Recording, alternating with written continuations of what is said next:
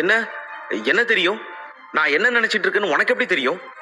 எங்க சொல்லு பார்க்கலாம் என்று பதட்டத்தோடு கூறினான். எனக்கு எல்லாமே தெரியும். உன்னால ரொம்ப நாளைக்கு என்கிட்ட இருந்து மறைச்சு வைக்க முடியாது. உன்னோட கண்ணு தான் காட்டி கொடுக்குதே என்றாள் மேகராணி.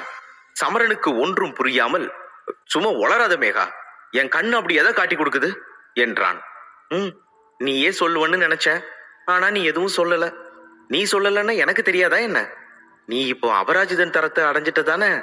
உன்னோட கண்களை பார்க்கும் போதே எனக்கு தெளிவா தெரிஞ்சு போச்சு. என்ன சரியா கண்டுபிடிச்சேனா என்று ஆர்வத்தோடு கேட்டாள் மேகராணி.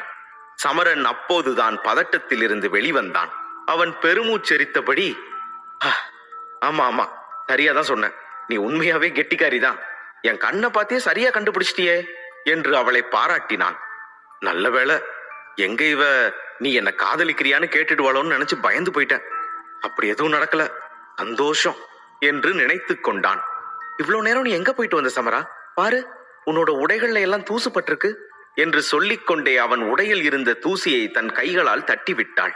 அவள் இப்படி செய்வது இது முதன்முறை அல்ல, வழக்கமான ஒன்றுதான். ஆனால் இம்முறை சமரன் அவளது தொடுதலை சற்று வித்தியாசமாக உணர்ந்தான். வருணமித்திரரின் வார்த்தைகள் அவனை அப்படி சிந்திக்க வைத்திருந்தது. மேகராணியின் நெருக்கமும் அழகும் அவனுக்குள் ஏதோ ஒரு மாற்றத்தை ஏற்படுத்தியது. அவன் தன்னையும் மறந்து மேகராணியை கண்கொட்டாமல் பார்த்து கொண்டிருந்தான். சட்டென அதை உணர்ந்த மேகராணியின் முகம் வெட்கத்தினால் சிவந்து விட்டது. அவள் தயக்கத்தோடு சமரனிடம், சமரா, நீ ஏன் என்னை இப்படி பார்க்கிற என்று கேட்டாள். அவளுடைய மூச்சு காற்று சூடாகிவிட்டது. அவள் அப்படி கேட்டவுடன் சமரன் சுயநினைவிற்கு வந்து குளறியபடி, அது நீ நீ ரொம்ப அழகா இருக்கல்ல, அதை பத்தி தான்